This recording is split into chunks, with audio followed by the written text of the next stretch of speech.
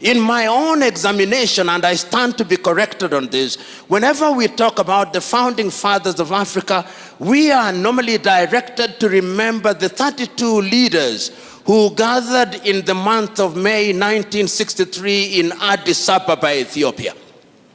And I encourage us to look at the views of these individuals, but even before we go to that particular period, to look at some of the early thoughts and some of the things that animated these individuals to the extent that we now call them the founding fathers, and what it is that they had in mind that defined them as the founding fathers. And I take us back to 1957 in Accra, Ghana, on the day that the country then known as Gold Coast regained her political independence. And see how deliberate I am. I'm saying the country regained her political independence, did not acquire her independence. She regained an independence that she had lost by dint of force and by dint of both strategy and stratagem. In 1957, on the day of the regaining of the independence by Ghana, Kwame Nkrumah was as passionate as he was eloquent. He said that the independence of Ghana meant nothing unless all the other African countries were independent. And what did independence mean? Because at that time, and you will give me a little latitude in order to give some flavor to my presentation. If you look at the individuals who are present at that time in terms of the commonality and the unanimity of their vision, one had to look at Africa and understand what it is that they were talking about. In West Africa, if you listened at that time to Kwame Nkrumah, his clarity of vision is that independence and liberty meant a number of things.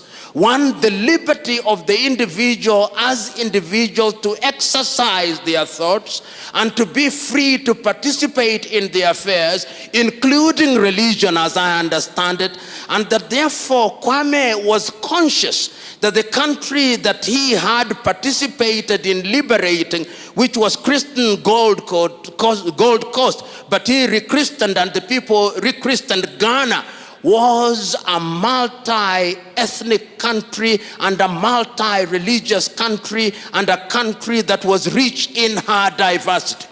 And the same was true of every other country.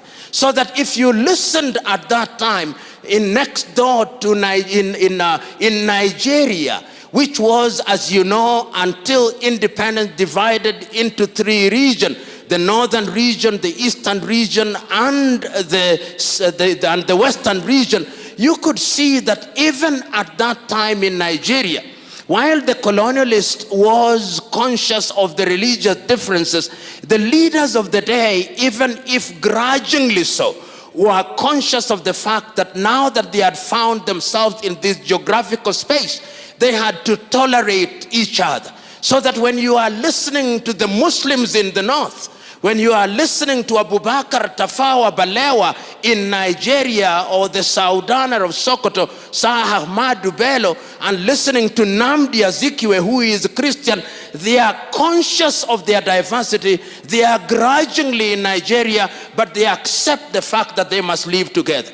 Religion and religious differences was not given the pronouncement and the accent that we now see in the manner that I shall demonstrate when I am concluding my presentation. So that even if you left countries that had that kind of diversity and you went to Algeria and you listened to the more casual thoughts of Algeria's Ahmed Ben Bella, you could see that he was conscious of the fact that even though we were finding ourselves in potential religious conflict, we had a common vision for Africa.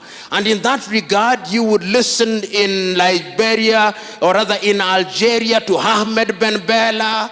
You would go down to Guinea to Ahmed Sékou Touré.